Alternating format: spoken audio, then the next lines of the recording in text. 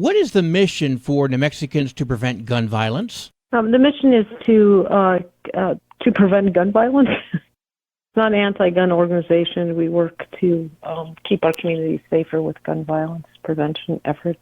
Your recent event in Farmington was canceled by the city itself. I understand you still went up there because the public asked you to come up. How many weapons were you able to collect? Oh, not that many, and we didn't think there would be that many, but there were people who had firearms that they really needed to wanted out of their homes because they didn't feel safe with them. And so that's why we felt it was our moral responsibility to get those guns out of those homes because that's what they wanted. What does your organization pay per weapon surrendered? Not much. It's really a thank you for participating. So we don't even pay close to what the gun is worth. And in addition to that, we don't give cash.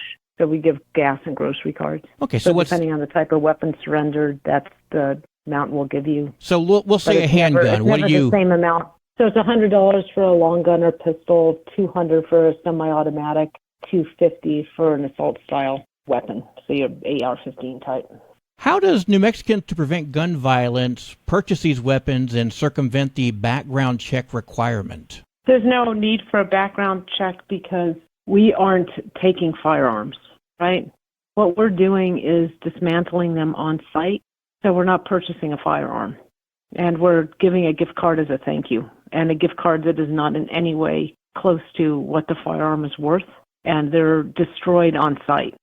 I know everybody wants to think, and probably including your station, that there was a transfer of firearms to us. There isn't. And I wish the naysayers would look at could have seen the palpable relief of these gun owners who simply needed the gun out of their home. With all due respect, Miranda, I never said any such thing. I simply ask a question. Okay. But I do understand that Sheriff Shane Ferrari is looking into your activities. What do you have to say about that? He can look all he wants. There's no there there. I guess what I would say to that is, why is he so concerned about us getting 9 firearms out of homes that didn't want them to keep his community safer from gun violence? It seems like he cares more about those 9 guns than he does about the safety of his community. And that's the reality. Do you have any other events coming up after the first of the year planned? The majority of the work we do is with youth in schools.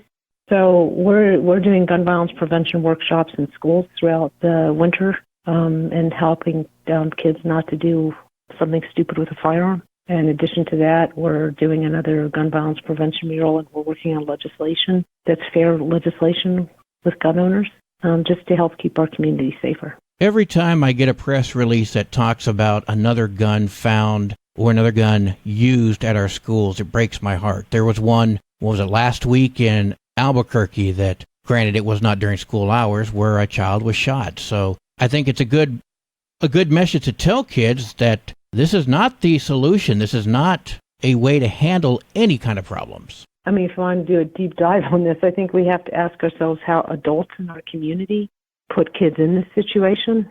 And I think we need to walk in the steps of our youth because we got them in this situation.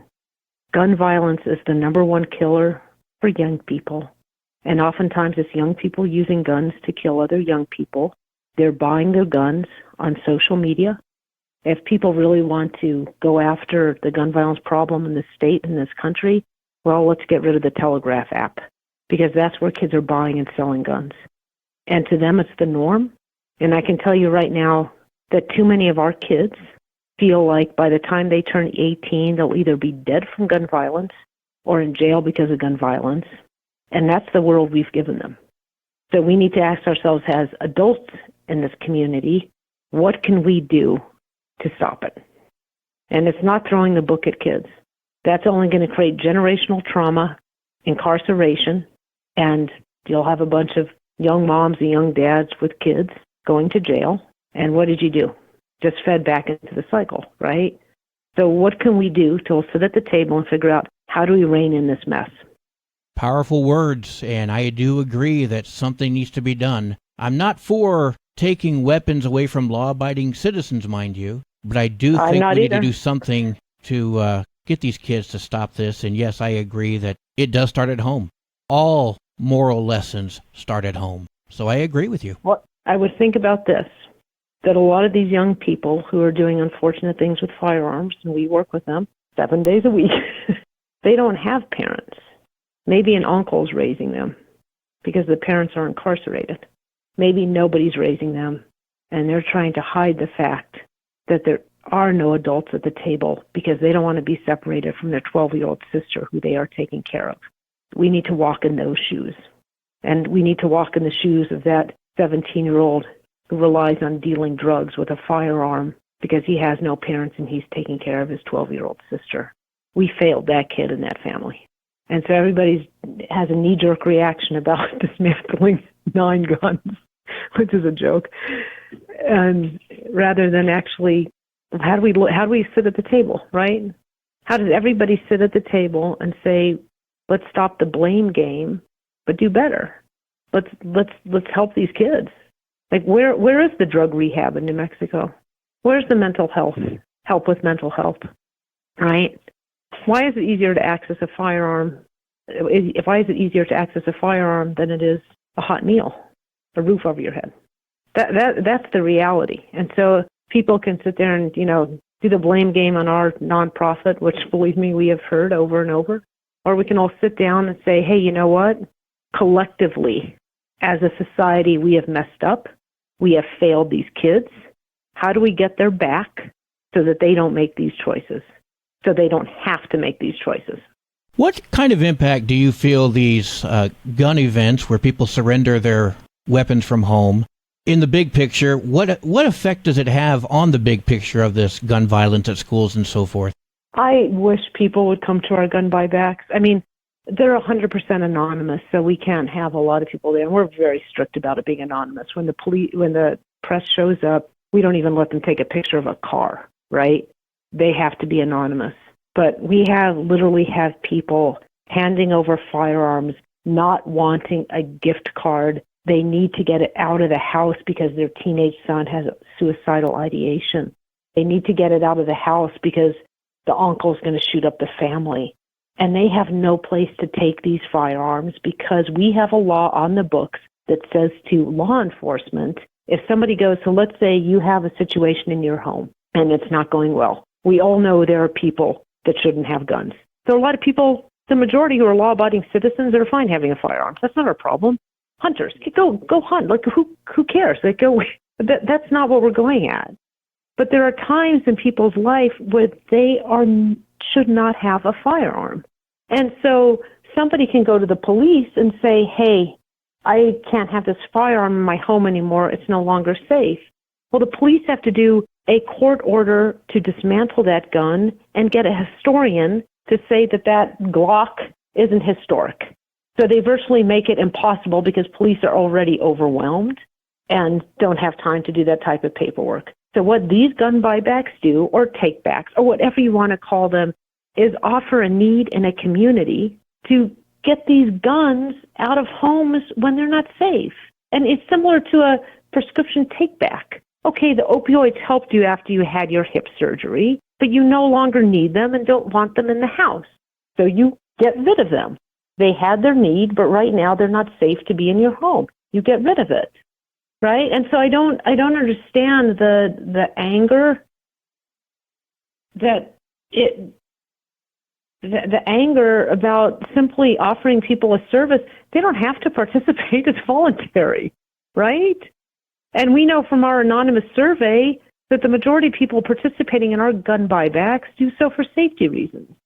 And we literally have mothers come with a gun that their son or daughter used to kill themselves that's in the evidence box because it's sent back home, and they don't know what to do with the firearm.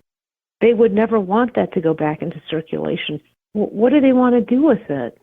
So we destroy it for them. Why are people so angry about that? I can't speak for the people. It's up to each individual to have an answer to that question, but you do make some valid points. Yeah, talk to the wife whose husband used to hunt and now has dementia. She needs that gun out of the home. Talk to the widow who doesn't safely know how to use a firearm and was left with a shed full of guns that she doesn't even know if they're loaded. That's who comes to our buybacks. And everybody says this isn't going to stop a criminal. No criminal is stupid enough to go and use a gun in a crime and say, hey, I want a Target card.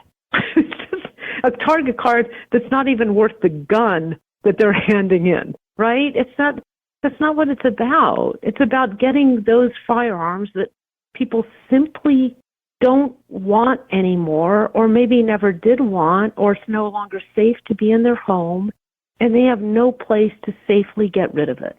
That's all it is.